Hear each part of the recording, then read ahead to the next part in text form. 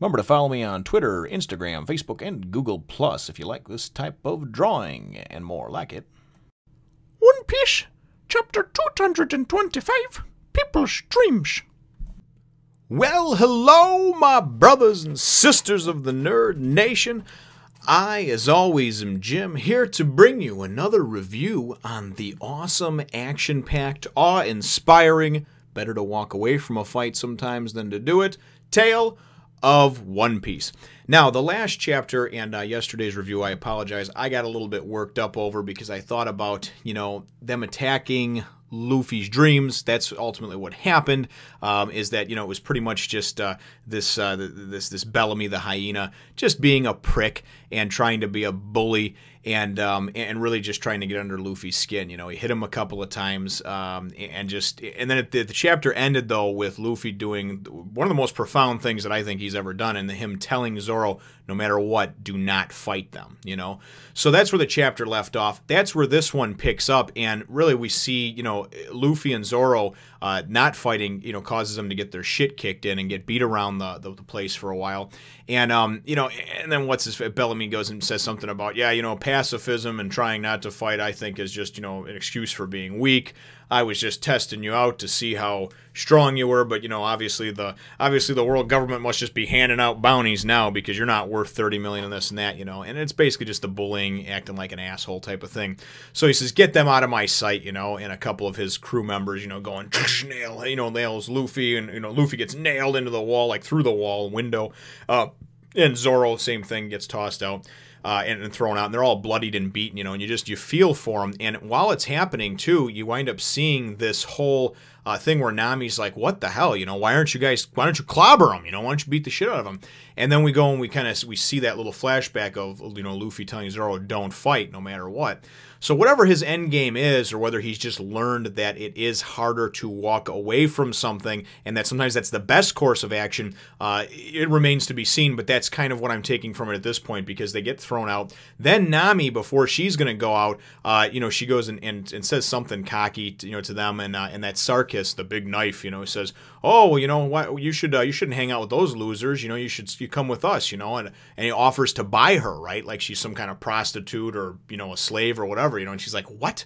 And he's just like, oh yeah, I'll buy it, come on, we'll have a good time, right? And he's just like, and she's like, you know what, I wouldn't hang out with a bunch of third-rate bullies anyway. And then you go and you see all of his women that he has bought, or that are with the pirates, because they're whatever, the groupies, and you see them and then they're kind of like, what, and then this other one's like, hee, just kind of laughing like, oh god, this is awesome, she's telling him off.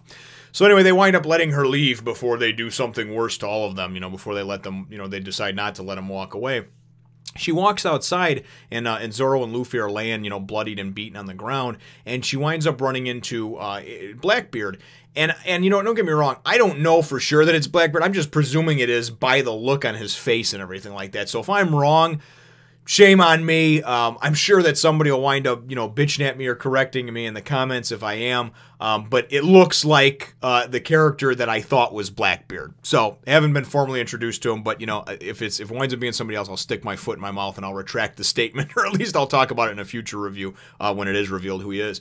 But this character, the cherry pie character, is like, those cherry pies really are good. And he just kind of goes and plops down in the middle of the street out there, and and sees Nami come out all pissed off and everything. He's like, what's wrong, girlie? He's like, your crew, you guys won. You guys won that fight, And she's like, what?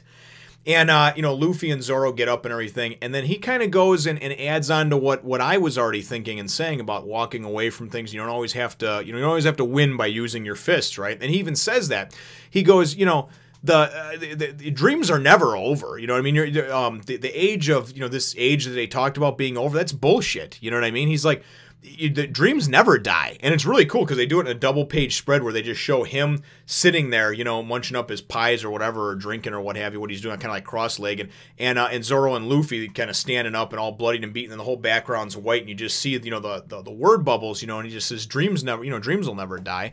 And it's really kind of cool, him saying that. And like I said, I don't know if this is the character that I've heard of, and I don't know anything about this character anyway. I mean, the only thing I know of about a guy named Blackbeard is, just from actual, like, pirate history type stuff, that's coming. I don't even know how much of it's real.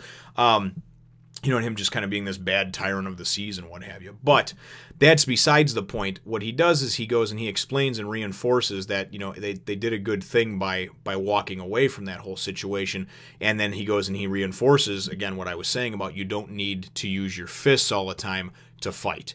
You don't have to. He goes, when you're aiming for the top, and it's kind of like that type of mentality that I try to have with things when others say negative things about me and everything else. Listen, man, you know, don't punch down. That's the bottom line. If there's somebody that's going and they're agitated or irritated with you because you have big goals or big dreams or whatever the case is, and they don't want to get on board or support you with it or what have you, and have nothing but negative things, say, fuck them, you know? And that's the absolute truth, you know? Don't even give them the time of day. Because, and that's what he's saying, you know, like you don't even, you know, yeah, you got your asses handed to you a little bit and, you know, you got kicked around and everything, but ultimately you wound up, you know, containing this and not having to turn into some kind of war that whether you won or lost, it doesn't matter, you know, because you would have lost because you would have had to leave here and then maybe you would have never found out about the Sky Island, right? So then he goes and he's like, oh, you know what, I've been taking up too much of your time anyway, I'm going to get going, you know, good luck in finding your Sky Island, you know, and kind of a speech about, you know, follow your dreams, keep following your dreams, you know, and don't ever give up. And then something kind of strange happened, and I had to go back and look at a couple of chapters to see, because then Nami goes and she's like, I don't know what that guy's deal was. And then Zoro goes, or maybe it's Luffy, you know, one of them says, there was more than one.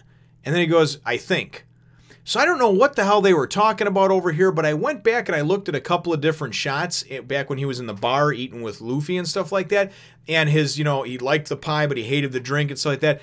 And then out here, and there's a couple, I don't know if it's just the way it was drawn, but there's a couple of instances where it looks like he has one tooth missing. And then there's a couple more drawn instances where it looks like he has two teeth missing. So I don't know what the deal is. I don't know if this is, you know, they're like twins or something like that, or what they're alluding to. But Luffy and Zoro have a feeling that there's something more going on with this person/persons. Maybe I'm looking too much into it, but that's what they said. So the chapter then goes and shifts focus to the ship, to the Going Merry, and we have you know, Usopp and Chopper are fixing it up, and they're going on and on about how, you know, Chopper's like, yeah, you already told me the story about this beautiful girl in your village, gave it to you, and blah blah blah. And because Usopp's like, man, he's fixing it. He's like, but I'm not a carpenter. And Chopper's like, but you're so good at it. And Usopp's like, I know, right? So there's just a little bit of friendly banter going back and forth between them. We still don't know where Nico Robin went off to, right? And Sanji goes and is preparing food for them. Usopp's kind of making fun of him, though, you know, and doing this goofy face and everything. And then Sanji's like, okay, fine. You guys don't want to eat? That's cool. You know, I'm just gonna go back and check on my seagull stew, you know, from those seagulls that they found that were sniped earlier. Hope he remembered to remove the bullets. But anyways, so then we go and we see off in the distance another ship coming in, you know, from off in the distance, just a small little blip, you know, on the radar right now, so to speak. But it looks like there's like word bubbles coming from, as if there's some sort of singing, some sort of pirate, you know, anthem, chant, whatever. So a pirate shanty. I'm playing Assassin's Creed 4 right now, which is all about pirates and everything. So it's great when you're driving, this is unrelated, but when you're going cruising around in your ship, you know, your crew sings these pirate shanties, you know. So it's kind of cool because it just sort of gets me in the mood for reading pirate stories. You know, it's really great. So I don't know where that came from, sorry. But anyways, so the chapter goes and ends up, though, right at that point. We go and they kind of look off and they're like, what's that, you know? And then we see, and then Sanji's like, yeah, that song, you know?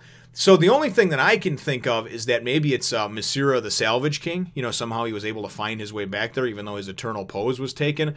Because that's the only ship, you know, with sort of singing on it, because they were sort of doing that, like, clang, clang, clang, that salvage, salvage, salvage thing. But Sanji didn't hear that, though, either, because he was under the sea at the time. So I don't know. You know, I really don't know. But you know what? That'll lead into that's where the chapter leaves off, and that'll lead into my chapter question. I'm sure we'll find out in the next chapter or two, but I like asking these, of course, to have interaction with you. And, you know, what do you think about this particular... You know, as a matter of fact, no, let's change it around. Let's say, what do you think about this person I presume to be Blackbeard? What did you think about his speech? What did you think about what he said to Luffy and Zoro and Nami when he addressed them about, well, of course, the good luck finding your Sky Island, but that, you know, that dreams never die, and this is the age of, you know, and forget what he said about this being the age of piracy being dead, you know, and basically, you know, dream big, you know, go big or go home type of thing is what he had said to them, you know, and when you're aiming for the top, you know what I mean? What did you think about this character that I presume to be Blackbeard's speech? So leave your answer to that question sort of question in the comments down below. Feel free to hit the thumbs up, the like button if you should think that I deserve it, and subscribe if you haven't done so already. We will look forward to catching all of you in the next one, nation. Nothing is true. Everything is permitted. So subscribe.